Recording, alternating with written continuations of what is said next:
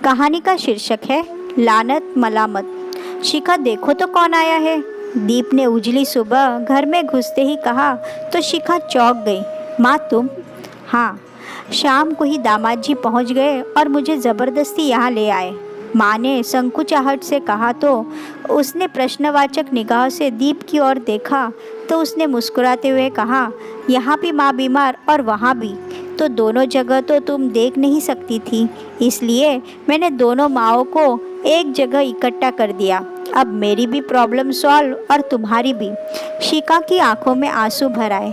उसे याद आया कल बच्चों के कपड़े प्रेस करते समय स्पीकर फ़ोन पर माँ से बात कर रही थी तो उसने कहा था, माँ, जब मेरी सासू माँ ठीक हो जाएंगी मैं तभी आ सकती हूँ। आजकल ये ऑफिस में बहुत व्यस्त है और बच्चों के स्कूल भी है, तब तक तुम अपना ध्यान रखना। और कहते ही उसकी आंखों से आंसू टपक गए थे, जो कि उसी वक्त अंदर आते हुए दीप ने देख लिए। क्या हुआ?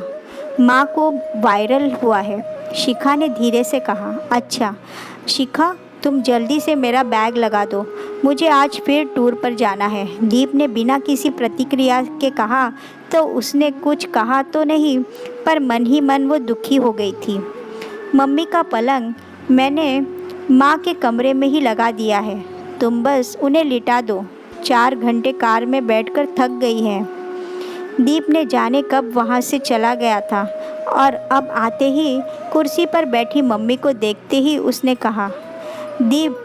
शिखा की आंखें कृतज्ञता से नम हो उठी तो वो प्यार से बोल उठा, शिखा, मैं तो केवल ऑफिस देखता हूँ, पर तुम तो घर, बच्चे, मेरी माँ, मेरा पूरा परिवार और खुद मुझे भी संभालती हो। और जो इतना कुछ संभालती है उसी की माँ बीमारी में अकेले रहे तो लानत है मुझ पर, और लानत है मुझ पर जो धैर्य खोकर आप पर कितने लांछन लगा बैठी। शिखा बुदबुदाई।